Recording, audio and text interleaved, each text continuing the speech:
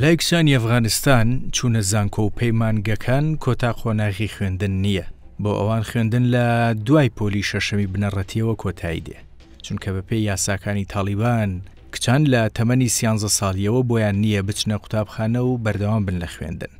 بە فەرمانی تالیبان ئەو کچانی قۆناغی شەشەمی بنەڕەتی تاو دەکەن دوای تاوکردنی کۆتا تاقیکردنەوەیان دەرفەتی ئەوەیان پێنادرێ بچنە قۆناغی حەوت و درێژە بە خوێندنەکەیان بدەن بۆیە جارێکی دیکە پێ ناخەنەوە ناوپۆلەوە.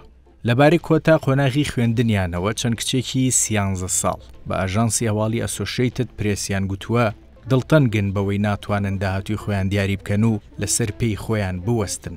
لە دوای کشانەوەی هێزەکانی ئەمریکا و ناتۆ لە ئەفغانستان لە ئەیلولی ساڵی 2021 تالیبان دوای دوودەیە لە شەڕ و ئاڵۆزی دەسەڵاتی لە وڵاتەکەدا گرتەوە دەست و کۆمەڵێک یاسای تایبەتی دەرکرد. دیارترین بڕیار کە ڕەخنە و کاردانەوەی زۆری نێودەوڵەتی بە دوای خۆیدا هێنا قەدەغەکردنی کارکردنی ژنان و کچان و هەروەها خوێندنیان بوو لە زانکۆ و پەیمانگەکان. بەڵام لە کۆتایی ساڵی ڕابردوودا بڕیارەکەیان بەسەر خوێندنی ئامادەیشدا جێبەجێ کرد و پۆلی شەشەمی بنەڕەتیان وەک کۆتا قۆناغی خوێندن بۆ کچانی وڵاتەکە دیاری کرد.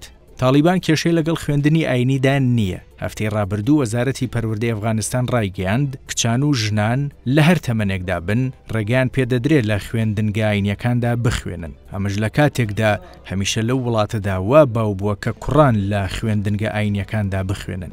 بە گوێرەی ڕێکخراوی یونسکۆی نەتەوە یەکگرتووەکان هاوشانی کایەکانی دیکەی ژیان لە ئەفغانستان سیستمی پەروەردە لە وڵاتەدا زیانێکی زۆری بەرکەوتووە. بە تایبەت بۆ کچان و ژنان بە شێوەیەک لە بەهاری ساڵی ڕابردووەوە زیاتر لە 1,100,000 کچ ڕێگریان لێکراوە بچنە خوێندنی دواناوەندی.